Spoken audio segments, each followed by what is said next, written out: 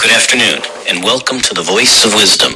With over 60 years of experience as an investment banker, entrepreneur, investment analyst, genius economist, venture capitalist, and political analyst and strategist, Morty Davis is Wall Street and capitalism personified.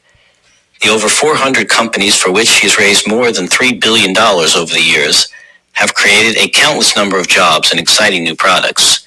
Through the Voice of Wisdom, Mr. Davis explores, analyzes, and debates the most topical political, economic, and social issues facing our world today.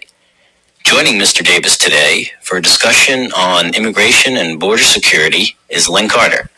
Len is an investment banker, business consultant, and private investor. And now, Mr. Davis and Mr. Carter.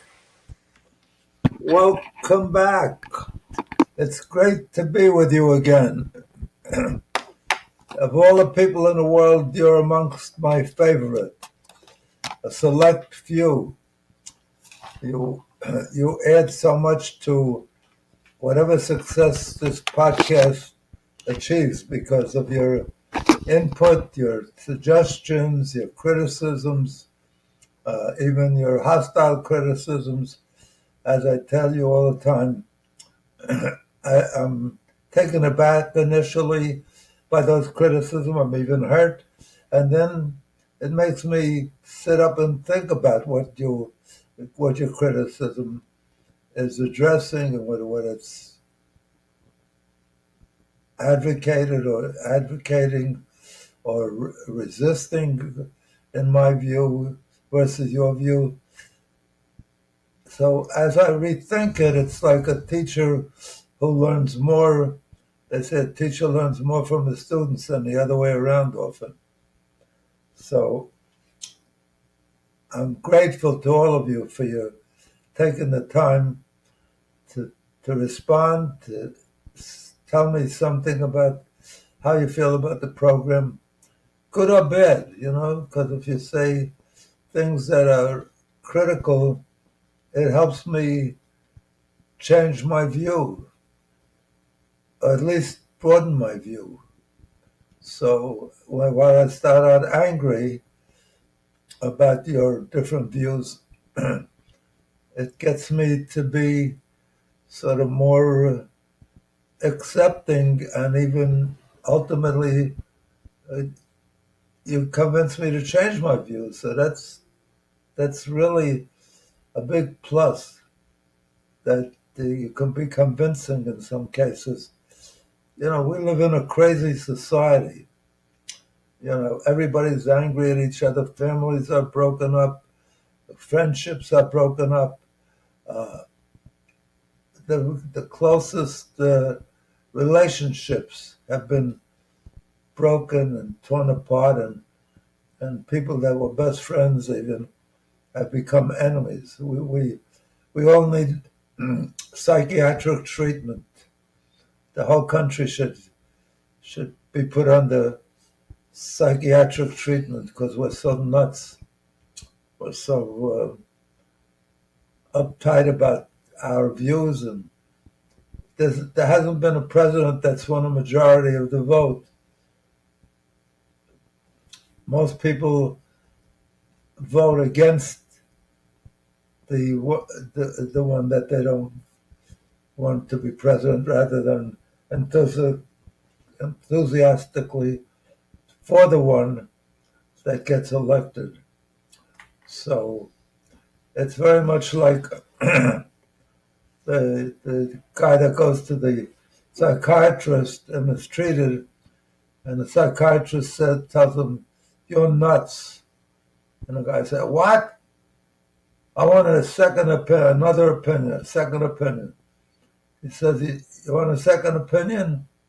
He says, "Okay, you're ugly too. That's us. We're nuts, and in our behavior, we're ugly too." Anyway, I won't go into a long spiel about how depressing the news is, because I say that every week. It's not news unless it's a tragedy or very depressing or hurtful to somebody in society, some group, so it doesn't make the headline, the front page.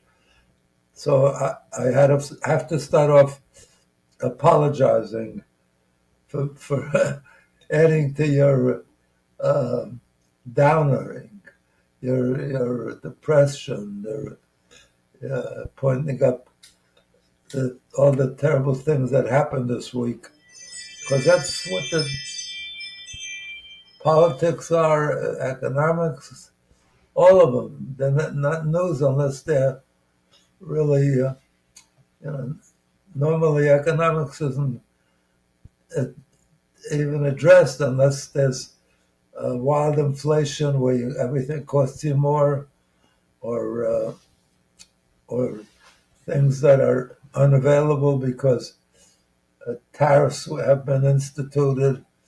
It doesn't make sense that we just don't focus on good things and make them the news and the headlines. But I guess that's human nature.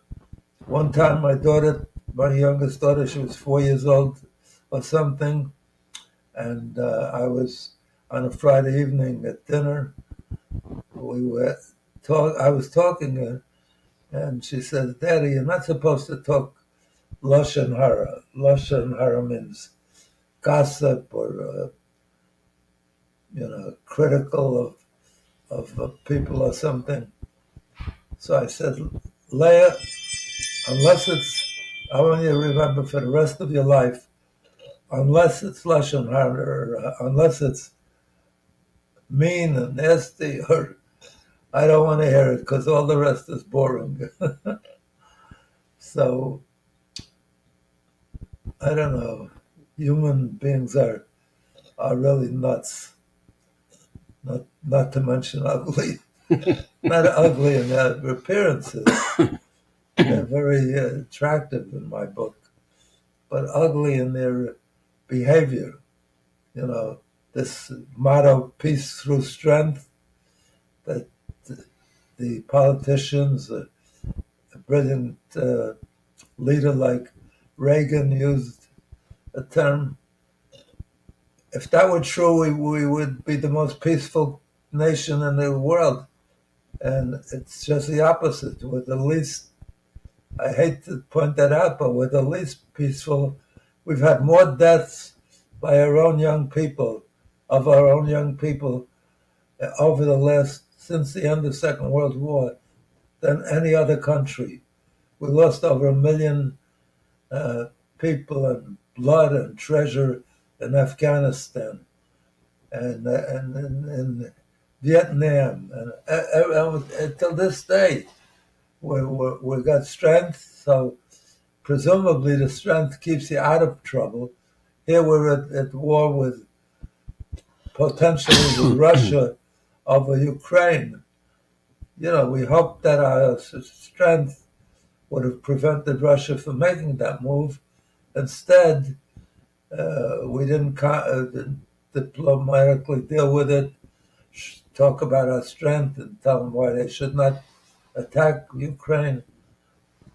The war, Biden could have avoided that war easily, or in my book, I think he could have, because Russia said, if you don't allow Ukraine to enter NATO, I won't go to war against Ukraine.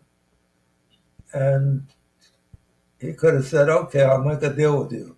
We won't allow Ukraine to join NATO if you don't attack Ukraine. But if you break that agreement, then you will not only fight Ukraine, you will fight the United States. So here he was giving him Putin was giving us a diplomatic out, and we didn't accept it. And we're so involved. We're up to our ears in Ukraine.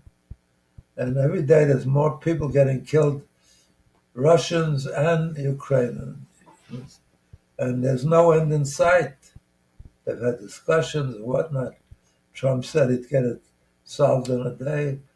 So this peace through strength, all it does is makes us spend ever more money, immense money. The biggest part of our budget, other than interest rate, is defense spending, the interest on the debt.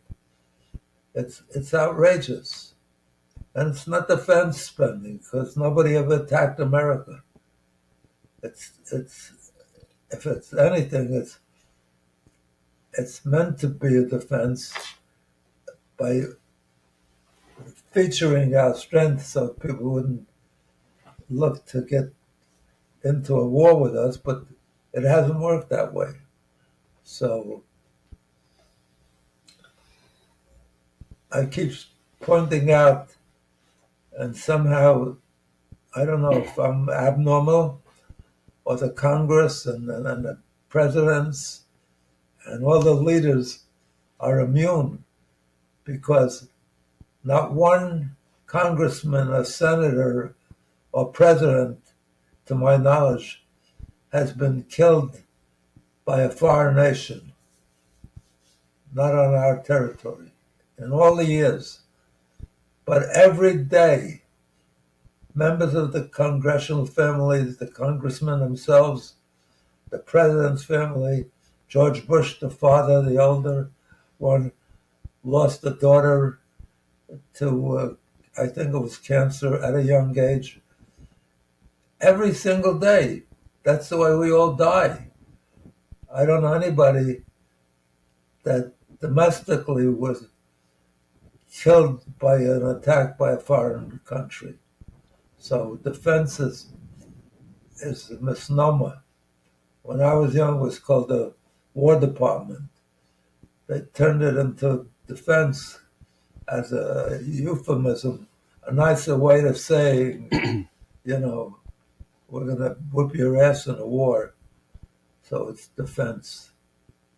Anyway, without further discussion along those lines, but if somebody could explain to me why we don't spend the money on real defense against the attack of Alzheimer's and cancer and heart disease and all these terrible things that every day is killing our leaders and our children and infants even. So we have to reevaluate our values. So if you let me know why you think we don't realize that. And we're moving inevitably towards in my book, toward the ultimate incapacity to live on this earth as human beings. Because forget about global warming, which I think is real, but even if it's not real, it's definitely, there's some value, because the temperatures are records every year, the floods and fires and record breaking. Every record that existed has been overcome and exceeded. But even if there's only a 10% chance, I want to protect my kids and my grandkids and future generations from the potential consequences. But even more certain than that, which nobody can deny, is Hiroshima and Nagasaki, which we bombed at the end of the Second World War against Japan, and killed only civilians, only innocent people that were not in the war even, in those two cities. And beyond those two cities, through radiation and so forth. The atomic bombs were used in those instances. And even then, the scientists that agreed to let us launch it or supported the launch of those atom bombs were not sure that it wouldn't destroy the world. But the bombs we have today, the atom bombs, the nuclear bombs, are 100 times, maybe 1,000 times more powerful than those. And every weapon we've ever developed, from the time we first used a rock to throw at each other, or a branch that we hit each other from being right next to somebody, or the need to be next to somebody, to perpetrate violence against them, death and wounds and injuries. We've moved on to the ability to do it from longer distances away and more devastatingly, more damagingly. More people killed with one effort than just throwing a rock. And every advance we made, it's sad to say, as a civilization, we're supposed to be more civilized. We keep using that advanced destructive ability to kill each other.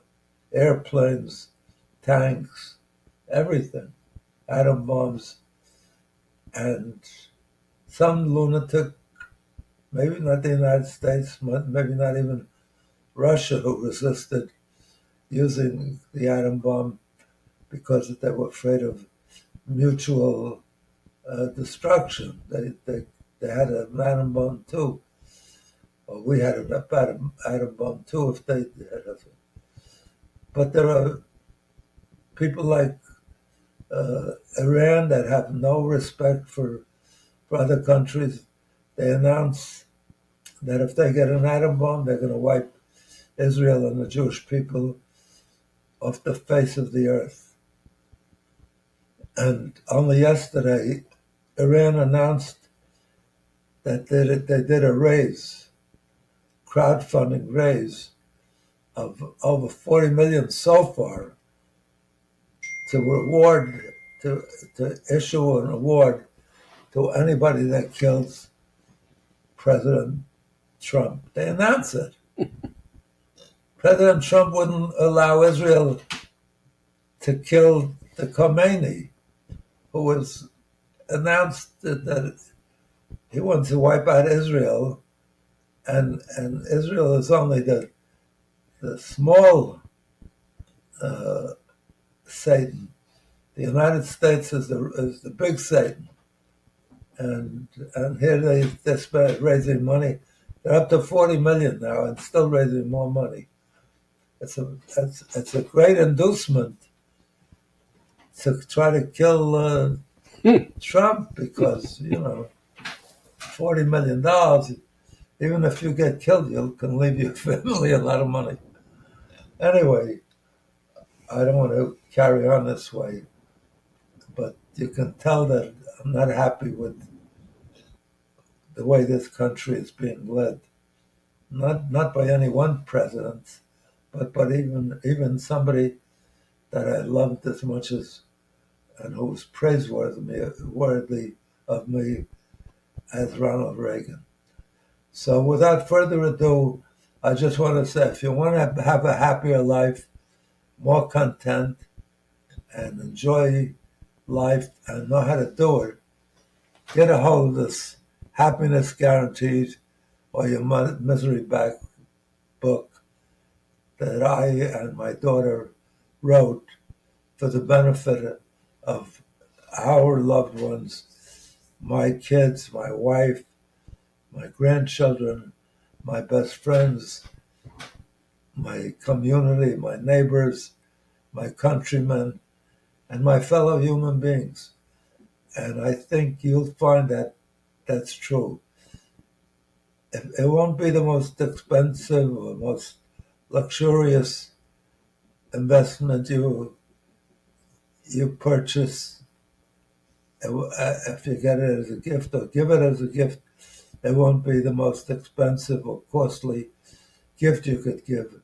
But I promise you, it'll be the most uplifting, long-time, valuable, invaluable, life-enhancing product that you can ever get. And as I told you a number of times, if you're not happy with it, if you don't think it was a good investment, or if you got it as a gift and think it was not worthwhile, get the purchase price from the person that gifted it to you, or that you paid for it, and I will refund double your money. So that alone should make you happy. And so far nobody's taken me up on it. All I've gotten is praise and appreciation. Even months later, people tell me they give it some corporate head that's given away about 1,000 books, said he rarely gets calls after the first week. Mostly he doesn't even get a call to say thank you when he sends a gift.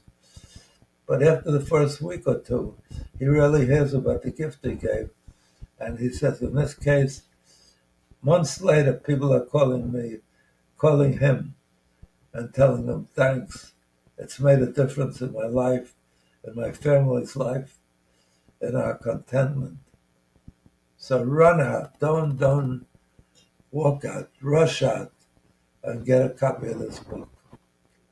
And you can keep the book and I'll still give you double your money back. So without further ado, that's my best recommendation for you to overcome the depression that we're going to instill right now in your day. So I'm delighted to have Len Carter join us once again. He's a real genius. He graduated at the top of his class from one of the great Ivy League schools, Cornell University, as an electrical engineer. Then he went on to get a master's in electrical engineering from what is the best school in the world in terms of creativity and high-tech development.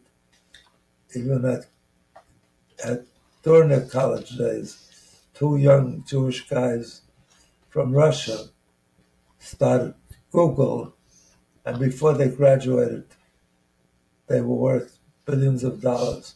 That's only one instance. Every week, every year, many new technologies are coming out of that area, particularly out of Stanford.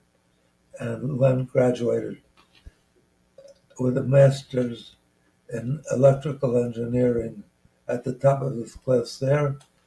And then he and I both attended graduate business school at Harvard Business School, and both he and I graduated at the top of our class. So he's clearly a genius, and I'm delighted. That's why I invite him back all the time, because everybody else I invite on, they're okay, they're good. But Len challenges me the most, aggravates me the most, and it makes for an exciting program, even though at the end of the program I have to take a couple of aspirins. So without further ado, Len, would you get us launched on this week's aggravation? So thank you, Morty. So last week we delved into the big, beautiful bill and the parts of that 900-something page piece of legislation. The name such by Donald Trump. The big and beautiful. The what? Big and beautiful. Big, beautiful, yeah. Most people will agree it's big. There's a debate on how beautiful it is. And everyone will agree it was a bill. So you got 2 out of 3. So a lot in there. We talked about how there were changes to taxes with no tax on tips and change in deductions. changes in entitlements, how Medicaid was going to change, SNAP program, which was food stamps, changes in some gun regulations. One of the other big parts of the bill were some, changes, but some changes and some further codifications of immigration and border security policies that the president ran on, promised, and now through that piece of legislation delivered. So he's proud to say promises made, promises kept. Promises made, and promises met. Yes. Yep. So whether that's good or bad, that is certainly true. One thing about President Trump is that he does follow through on what he says, and in this case, was able to because he had the support of the Congress. He wanted not everybody in the population, not every citizen agrees that they love those promises, but for his MAGA group, they're elated.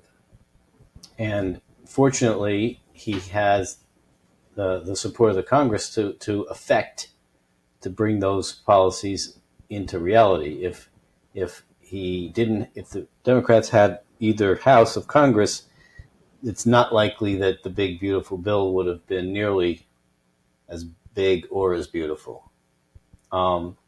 So with that said, let's focus in today on the part of that legislation as it relates to immigration and border security, since those are big topics. And incidentally, as you well know, one of the biggest supporters of Donald Trump and these promises that he made was Elon Musk. And so much so that he donated the largest amount ever to a presidential campaign to Donald Trump, $260 million. And now he's somewhat disillusioned by the fact that it's creating such an enormous deficit and debt for the country that he's resisted it. He's become adversary to Donald Trump and is starting a new party called the American Party. No third party in this country has ever, maybe one during the Civil War, I think, or pre-Civil War, won an election, but none has ever really made a major impact. Ross Perot made it. I think in '68, when Ross Perot Wallace ran, I thought he got some electoral. Maybe, I don't know, I don't remember. But I thought no, Ross Perot. But no one's recently has even gotten a state. Ross Perot caused. Yeah, I mean, he was caused Bill Clinton to beat. Yeah, I think that was Ralph Nader. Incumbent. No, that Ralph Nader was in. Oh, that was Gore. 2000. That was Gore. Yeah, Clinton was Perot, right? Nader was in the 2000 election. He took votes away from Gore, and that let Bush win. Yeah, took away, or diminished the incumbent who usually wins. He's one of the few that didn't win a second term because of Perot and Bill Clinton, who was a real long shot. Nobody ever heard of him. Yeah. But nobody wanted to run against Bush the father because he had just won the war in Iraq. Right. So, even what's his name? They appealed to him to run. The governor of New York. What's his name? At the time? Yeah. He had 4 terms. Pataki? No. The one whose son is running Cuomo. for mayor. Cuomo. Yeah. So Cuomo was sought after as a candidate for the Democratic Party. Nobody ever knew why he didn't accept it. They thought he wanted to. There was some concern that somewhere in his past he had something to do with the Italian mafia or something, but nobody ever knew. And he never took the nomination. But there were a whole series of people that were way ahead of Bill Clinton. Bill Clinton was governor of Arkansas, and nobody knew of him. But they voted for Bill Clinton because none of the major Yep. opponents wanted to run. They said they'll wait 4 years to run next time. And once Bill Clinton got in, he became very popular and he won the next time. So, but I started to say, even though it's unlikely that Musk will make even with all the money he'll spend, and he'll spend a lot of money, he won't make an impact or big enough to win either from the Republicans or the Democrats. But he could cause one of them to win. No, but he would cause Yeah. a change in the balance. Right. So neither party would have the majority that they need. He could be a swing Right. and change the Yeah, I equation. mean, that's what happened in a swing state. If Musk pulls some votes away from Trump, then the Democrat in that state could get the plurality and get the win. Not only in the state, every bill that's passed has passed by 1 or 2 votes. Right. If he's successful in changing only 2 or 3 votes, he could change the... Okay. So yeah, that was a big supporter. In fact, Musk at one point said, "I love Trump as much as a straight man can love another man," and that love has since faded substantially. Maybe he's not straight anymore. So, immigration, border security, big issues. In fact, President Trump ran for president with that as a very big part of his political platform. Tight borders, deportation of all undocumented that's immigration. the genius that got him in 2016, because everybody has it. All of the people that run have similar agendas. But he introduced something that nobody ever made a major issue, and that was the wall. Even though he said the Mexicans would pay for it and so forth, never happened. But people, for some reason, identified with that. He scared the hell out of them that the country's going to turn against the whites, against the people that should be Americans. And in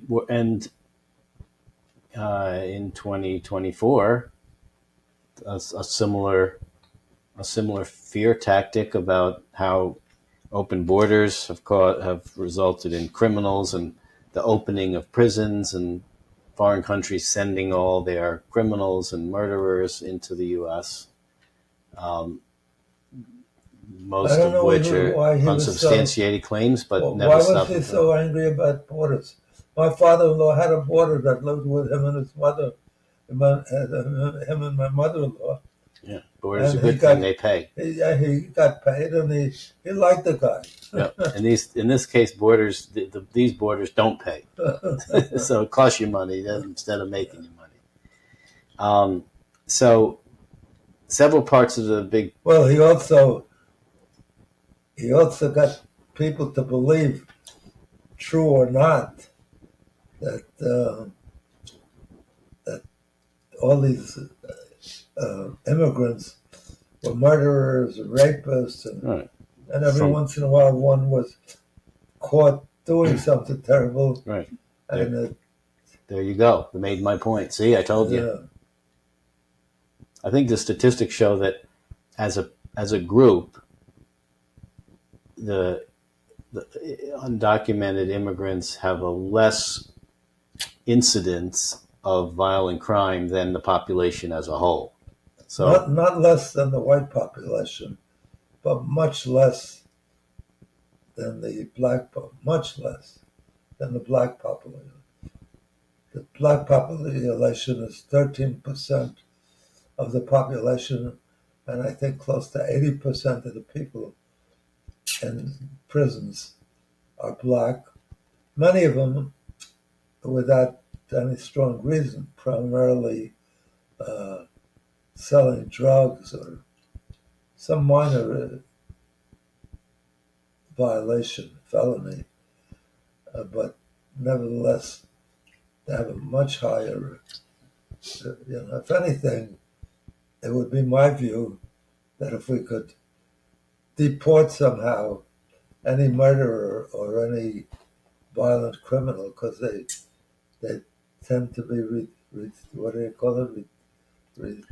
recidivism, yeah. Recidivist. Yeah, it's a hard word to pronounce. They do the crimes Right. again and again. So let's talk about that as an issue first, maybe. If you deport, so I'm a citizen. If I commit a crime, you're proposing that I would be deported. I didn't say that. So what? I said if you did a murder or okay, so I did a more violent okay. So crime, suppose I did. I'd want you out of the country. Okay, so suppose forever. Okay, then I'm deported. Where? There are countries that would take in these people for a fee. Okay, so that's called a prison. I mean, you can build a prison anywhere in the country and pay operators to run the prison. Yeah, but we do that and they get out and they commit crimes. That's why. So you'd have to find. So you're saying. So you make a deal with a foreign country to build prisons because they're not going to want those people roaming around the country, I would assume. So they build a prison and we pay them to take the violent criminals. Right. And that's different than paying private prison operators here. How? You could They're pay. still here. But they're in prison. They get out. We have very. So then the issue is the parole problem, not that they don't break out. Parole. They don't break out of prison. They're let out. We don't have strictures on serving guys just. So then you want to change that, not where they're imprisoned. Why does it matter if they're imprisoned in Ecuador or in the middle of South Dakota? I don't want them in this country because they get out. But why wouldn't they get out? I mean, you're saying you have to change the. If we send them out of the country, they can't get back in. But it's not that they are getting back in; it's that they're being let out of prison for whatever reason, parole, some other reason. That's the problem. So if they're, we can't keep under our liberal laws. Well, that's the problem then. Then change the liberal laws. We can't. But then the laws would still apply in El Salvador. Even the Democrats often want to release guys that they're fighting. The punishment is too mean, too constrictive, too cruel and inhuman. It's called cruel and inhuman punishment. Is what the Constitution says. Yeah, cruel and inhuman. They killed 12 people, the mother and the kids and everything, and it's cruel and unusual punishment that they got to be out of circulation. We have different values. It's not critical in the sense that these people generally are good-hearted. They don't feel that somebody should be punished forever for a crime. But they're unrealistic. They don't refuse to accept the reality that the records show that the ones that do it again. No, I don't disagree with that. I just don't. I think the problem is because I don't think you could have different rules of parole or sentencing depending But on where you're in that's what prison. Trump is doing now. He's sending them to Yeah, but he's El not sending Salvador. citizens there. He's sending Right, he's sending his undocumented back. He's I'm not. saying I would include definitely, or even include more importantly, murderers and people that do very violent crimes. That's all. I think that's worse than immigrants doing a crime. You don't agree that that's much more horrid? I do agree. I don't agree that just You having say a once prison you're- in El Salvador. Well, no, you're saying the rules once should be you're the a same whether you're in prison once- here or once- there. Once you're a citizen, you can't. No, do that's the not what I'm things. saying. That's not what I'm saying. What are you saying? I'm saying that if whether you're if you're a citizen and you are convicted of a violent crime, then that should be a severe punishment. It should be, but it's not. And That's what I'm saying. It's not. In this country, it's not. But you can't have a different rule of punishment. Of course you could. No, because I you're. want them out of the country, period. But and where are the courts? Here or there? The courts are here. Okay, so you're sentenced here. The sentence is to Right. never be in the country again. But then, if you're sentenced for life imprisonment, yeah, then I don't think it matters. It matters where you're sentenced. It matters to. I don't want them back in our. But if they're sentenced but for life in this country, in North Dakota, or if they're sentenced for life in El Salvador, in this country they're let out. There's strong groups that fight every day to let people out. But they'd be fighting the same way to let them out of the El Salvador prison. No, because they're still citizens. We'd make the law that you can't. So then you're saying you're changing the law. If you're changing the law, we can't change that. Then you can change. You could change the law to be they can't be released from the U.S. prison here. We won't tolerate that. If they're out of the picture, you know, people could deal with things that they don't see.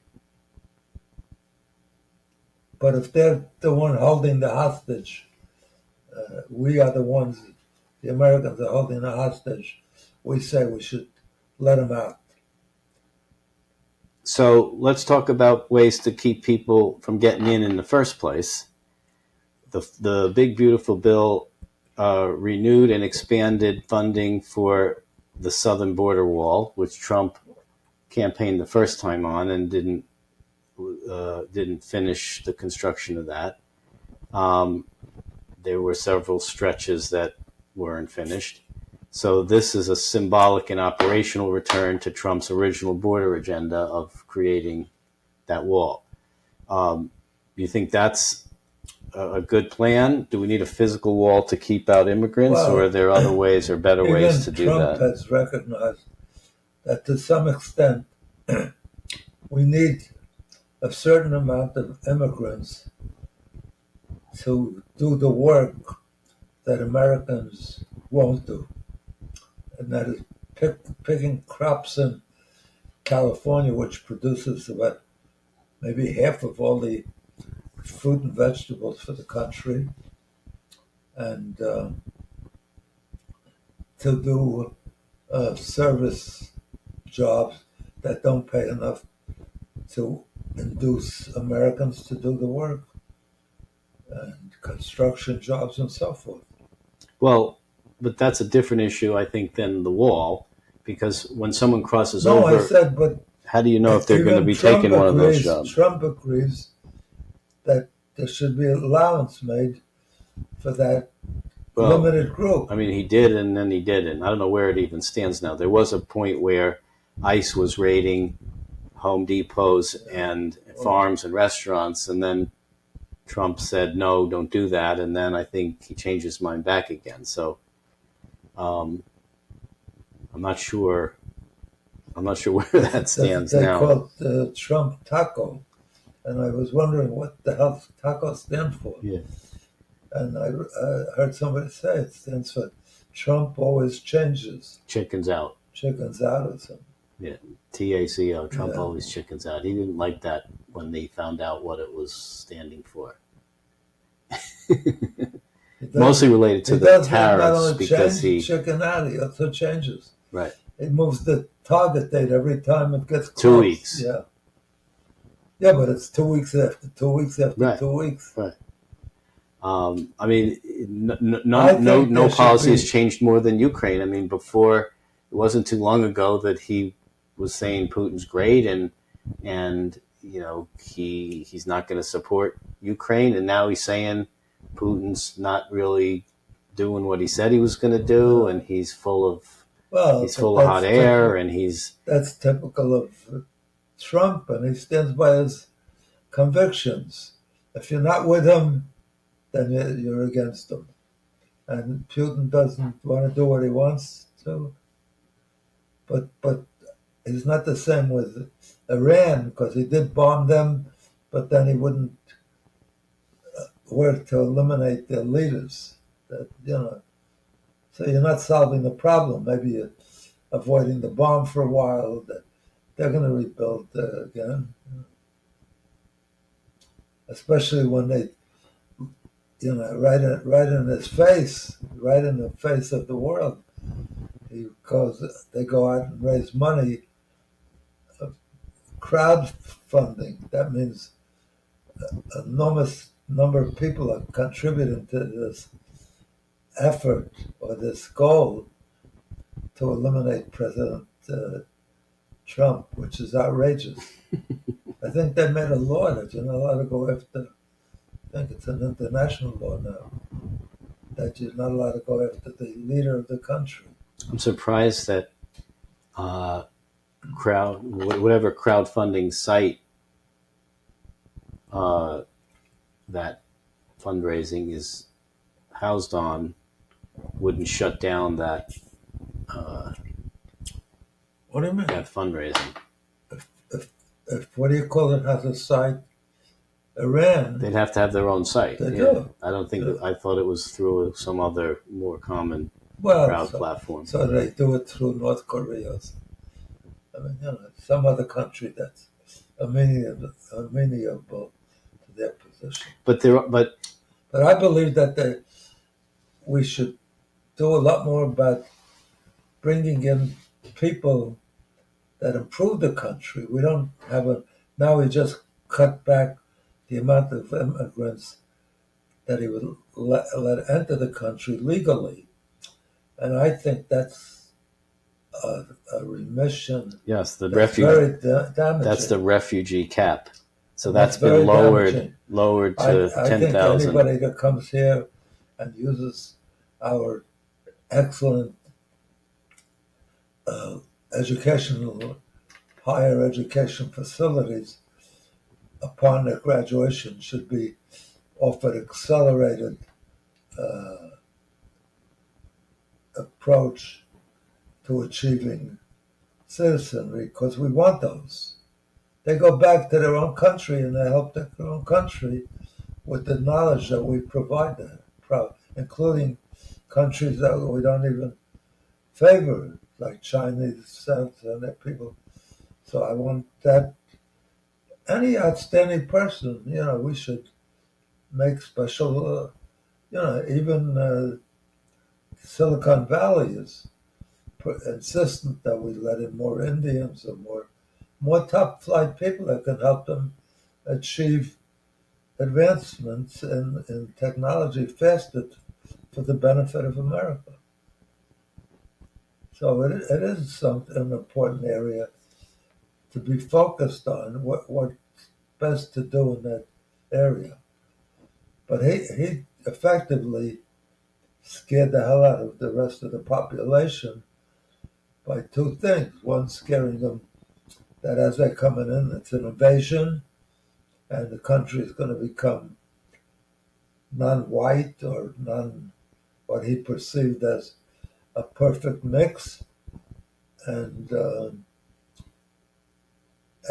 then defines all those people as killers and murderers, and then So it scares the hell out of the rest of the population. So, you know, even if they're not biased or racist, they say, oh my, they're going to rape my kids. They're going to, you know. So let's talk about vetting. So if we're going to have a process, vetting where you screen people to come in and figure out who should or who shouldn't come into the country. If we're going to have a policy where we want a certain kind of person coming in and a certain kind of person not coming in, then a lot of those are starting off as, some of them are starting off in our education system as foreign students. So a recent change was that foreign students applying for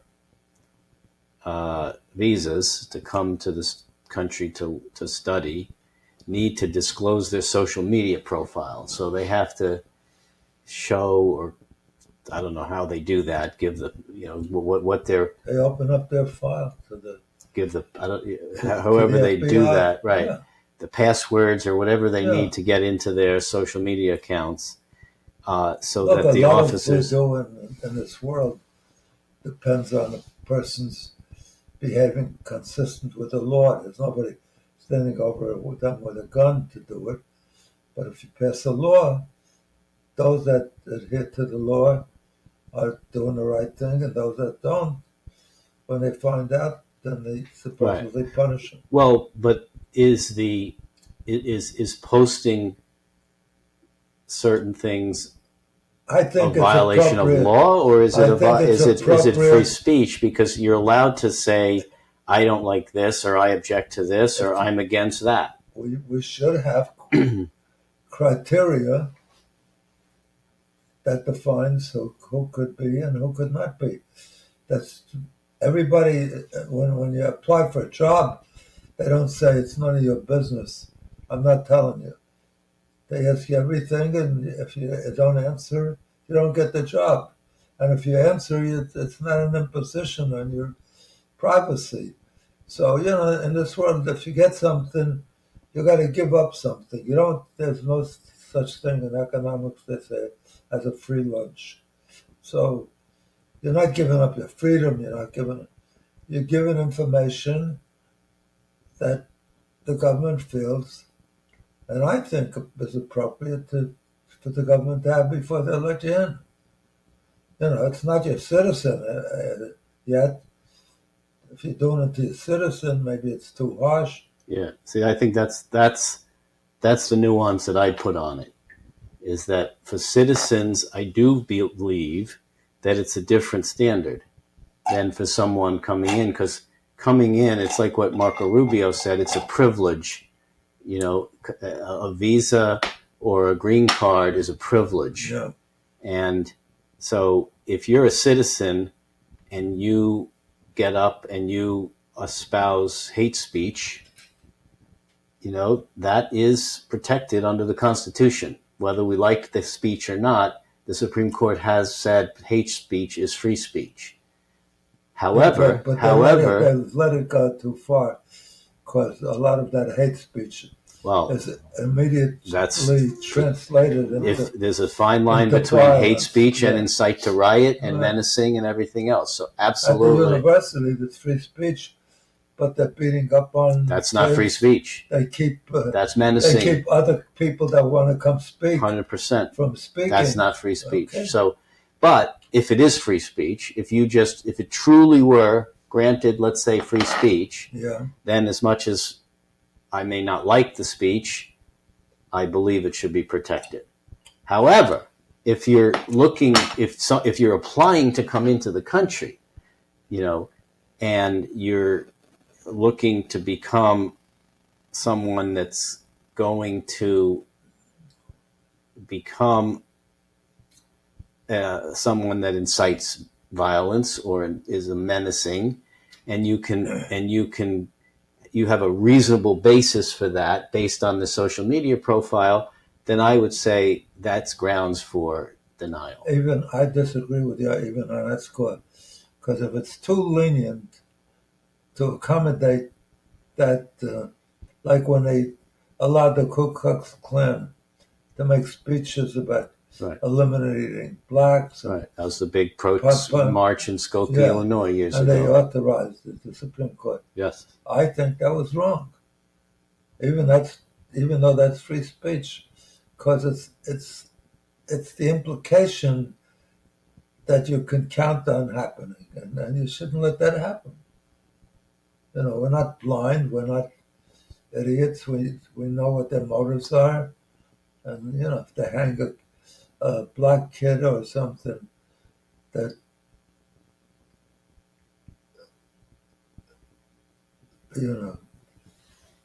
got involved with a white girl, and they were saying that that guy should be hung on a tree. That's not free speech. I mean, it is free speech, but it empowers people to do their own thing. Well, so I think that's wrong. But you don't know that they're going to cause that to happen until they cause it to happen. No, but we know. Right? You don't know if it's an incite to riot until it incites a riot. Ku Klux Klan advocates that, and we don't want to encourage that. I don't want to encourage. Well, I mean that is why the case went to the Supreme Court. I mean that was exactly the argument. The Supreme Court allowed it. Yes. So that was the march in Skokie where, should the officials in Skokie say we don't care, it's not consistent with the values of our town. We don't want this march to occur. And they said values are you can't impose your values on our speech because there's something called the First Amendment. Well, and that's the real reason. Who is to make that decision? We could decide that, but then they say, who's going to make the decision? But that's bullshit, because we made it for Hollywood. We said you can't do certain films, or you have to define them a certain way so to avoid kids going in. So we have ways to deal with it. It really depends. I don't believe the Constitution is so perfect that it's right in every case, and even if it's right in many cases, the Supreme Court has people on its court that are very biased in one direction or another. A guy like Scalia used to take the interpretation of the gun thing, that every man is entitled to a gun.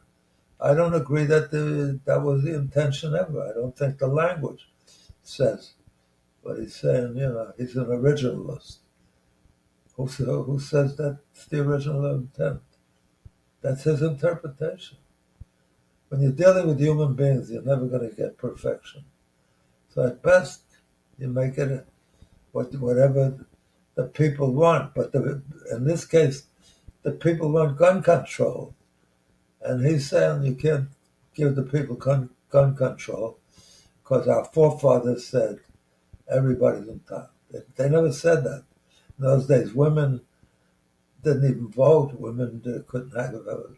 It's ridiculous. Right. I mean, even the Declaration of Independence said all men are created equal. Right. And when they said that, they meant men. Yeah. They didn't mean that figuratively. They meant men. No, but they had a great deal of foresight. And they meant white men. No, but they had a great deal of foresight. They realized that men is only a temporary condition.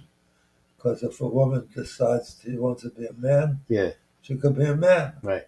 So right. It didn't say. So it didn't say all people who identify as men are created equal. It said all men.